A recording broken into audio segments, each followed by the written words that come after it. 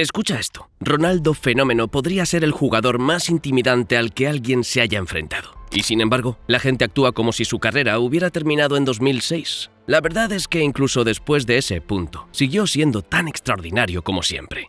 Ronaldo is R9.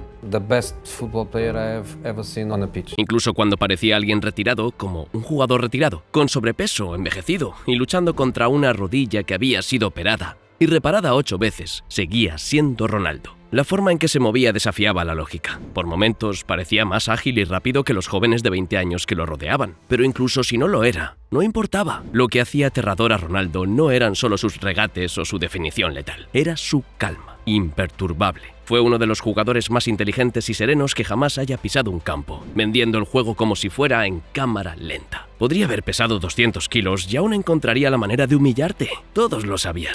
Los defensores que se enfrentaban a él estaban aterrados, atormentados por los recuerdos de sus jugadas espectaculares. Cuando un monstruo te mira fijamente, no actúas normal, te paralizas. Por eso, en mi opinión, su etapa en el Corinthians fue uno de los logros más asombrosos de su carrera. Demostró el dicho de siempre: la forma es temporal, pero la clase es permanente. Bajo esas capas de grasa, todavía acechaba el depredador más peligroso que el fútbol haya conocido. Y después de que todo el mundo le diera la espalda, se burlara de él y lo dejara de lado, se levantó una vez más para recordarle a todos que seguía siendo el mejor. La gente parece olvidarlo cruelmente que trataron a Ronaldo por su peso. Para cuando dejó el Real Madrid, lo llamaban burlonamente el gordo en toda España. Las cosas no mejoraron en el AC Milán. Incluso Ancelotti dudó de él. Como el propio Ancelotti admitió, cuando llegó Ronaldo pesaba más de 100 kilos. Le dije que no podía jugar así. Ronaldo respondió: ¿qué quieres que haga? ¿Correr o marcar goles? En el siguiente partido no corrió, pero marcó 2 goles. Si miras sus estadísticas de esa temporada, son ridículas. En sus primeros 3 meses en el Milán promedió una contribución de gol cada 81 minutos, pero luego vinieron una lesión tras otra. Exactamente un año después de su llegada, ya estaba fuera.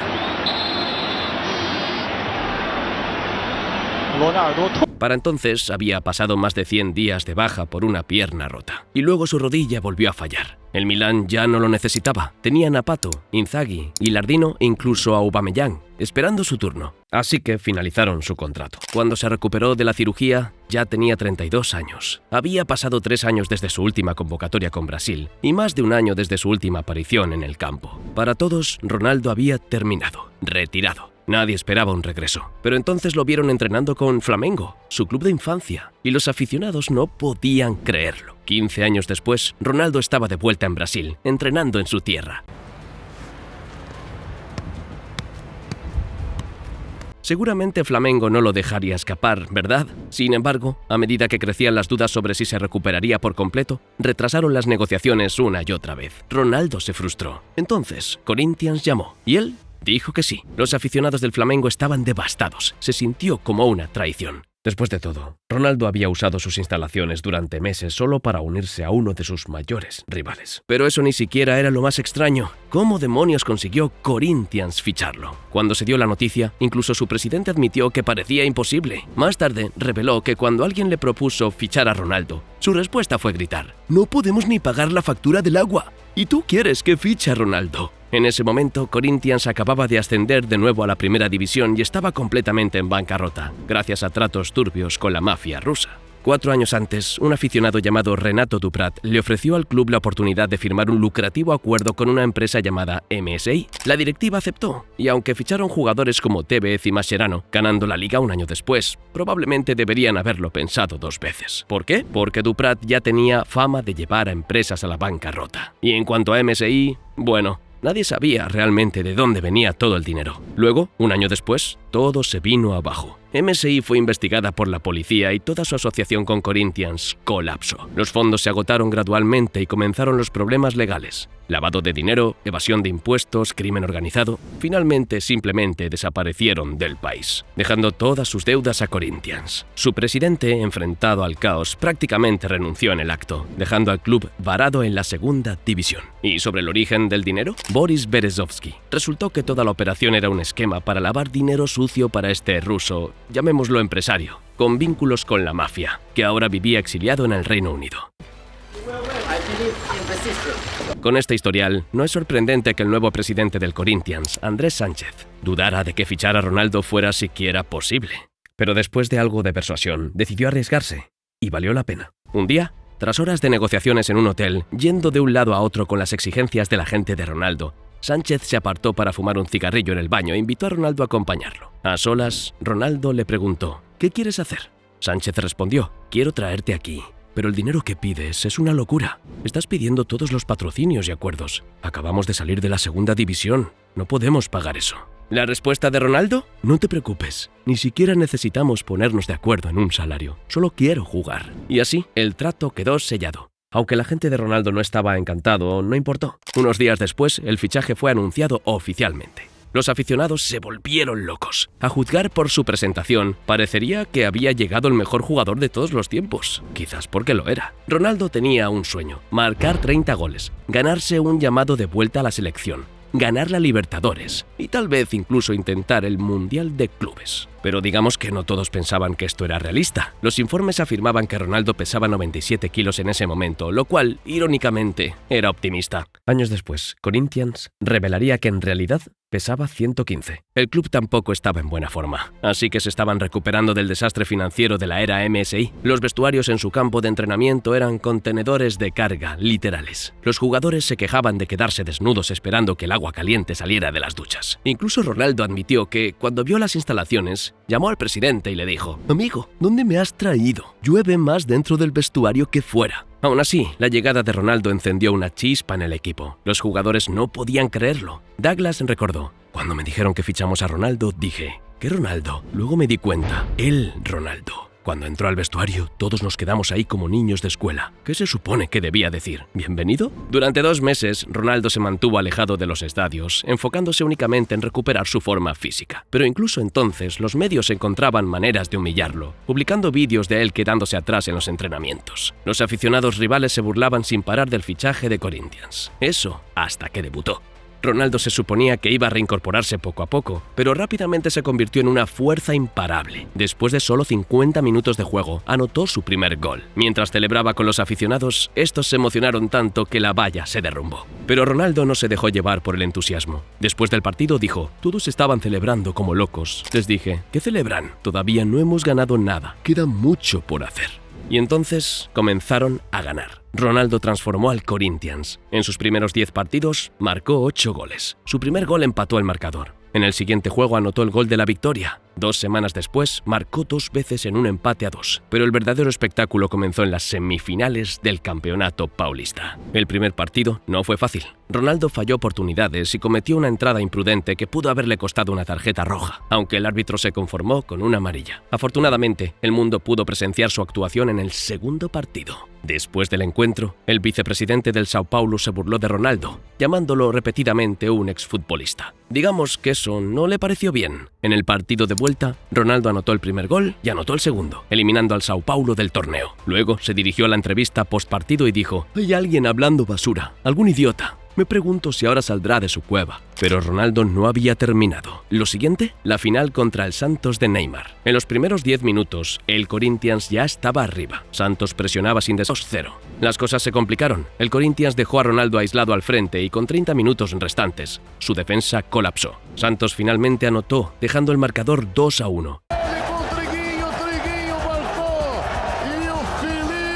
En ese momento la ventaja parecía insignificante. El Corinthians parecía un equipo al borde del colapso. Y sin embargo, con Pelé observando desde las gradas, Ronaldo dio un paso al frente y marcó uno de los goles más impresionantes jamás vistos. En ese instante, demostró que él también era un rey, asegurando el primer título del Corinthians en 6 años. Con un solo torneo, Ronaldo recordó al mundo su capacidad para detener los corazones de los aficionados rivales. El mundo tomó nota. La Gazzetta dello Sport declaró que Ronaldo había vuelto a ser un fenómeno. Pero la señal más clara de su resurgimiento fue la enorme campaña lanzada para llevar al fenómeno al regreso a la selección nacional para el Mundial de 2010. Incluso Romario opinó, diciendo que Ronaldo es y siempre será uno de los más grandes del mundo porque es un goleador nato. Tristemente, el entrenador de la selección no compartía esa opinión. Aún así, Ronaldo no dejó que eso lo desanimara. Los octavos de final de la Copa de Brasil estaban a solo 2 semanas y el torneo ofrecía el premio máximo, un boleto de oro a la Copa Libertadores. Después de perder el primer partido, Ronaldo tomó las riendas, anotando 2 goles en el segundo partido para lograr una remontada épica. ¿Y ese penal del segundo gol?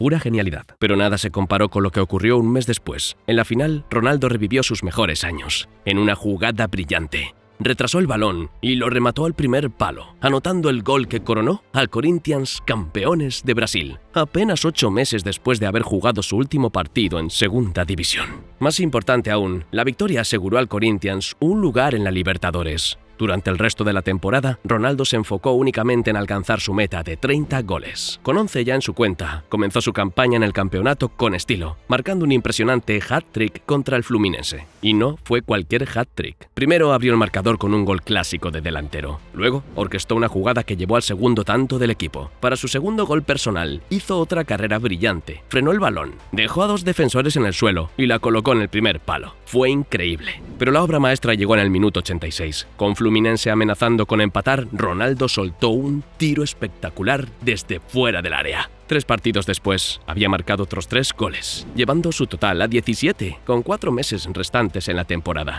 Pero entonces llegó el desastre. Ronaldo se fracturó la mano derecha, dejándolo fuera durante 2 de esos 4 meses. A pesar de anotar goles notables tras su regreso, terminó la temporada con 23 goles, quedándose a poco de su objetivo. Aún así, como dice el dicho, año nuevo, vida nueva. El Corinthians estaba cosechando contratos de patrocinio gracias a la estrella de Ronaldo. Roberto Carlos se unía al equipo. Un nuevo estadio entraba en construcción y el club celebraba su centenario. Las esperanzas no podían ser más altas. Ronaldo comenzó la temporada con fuerza, regateando al portero para marcar su primer gol y enloqueciendo a los aficionados. Pero luego sufrió una lesión en la pantorrilla. Y aunque eso no habría sido suficiente para detenerlo, las lesiones siguieron acumulándose. Pese a sus esfuerzos para mantenerse competitivo en la Libertadores, los contratiempos se multiplicaron. Aún así, logró marcar goles decisivos en casa y fuera contra Cerro Porteño. Pero luego llegó el enfrentamiento contra Flamengo. Ronaldo anotó para darle la ventaja al Corinthians, pero no pudieron mantenerla y fueron eliminados por goles de visitante. Así, el soñado título de la Libertadores se desvaneció. Para empeorar las cosas, el entrenador de la selección confirmó oficialmente que Ronaldo no estaría en el Mundial. Esos meses fueron devastadores. Las lesiones empeoraron y el cuerpo médico decidió apartarlo del equipo para evitar daños mayores. De mayo a octubre, solo jugó